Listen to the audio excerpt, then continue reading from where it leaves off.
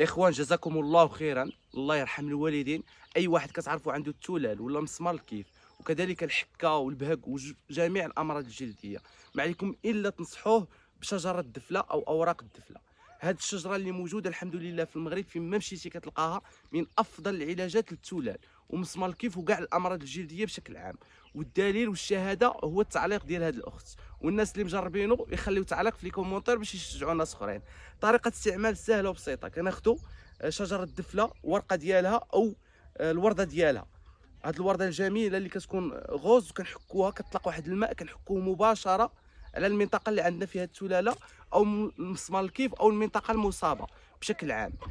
شجره الدفله من احسن الاشجار اللي خلق لنا الله في الطبيعه لعلاج مجموعه من الامراض الجلديه. مجموعه من الناس اللي مجربينها، الله يجازيكم بخير. خليو تعليق باش تشجعوا ناس اخرين. اللي عنده شي سؤال يكتبوا في التعليقات، كلشي بارطاجي هذا الفيديو، كلشي دير حركه اكسبلور. شكرا.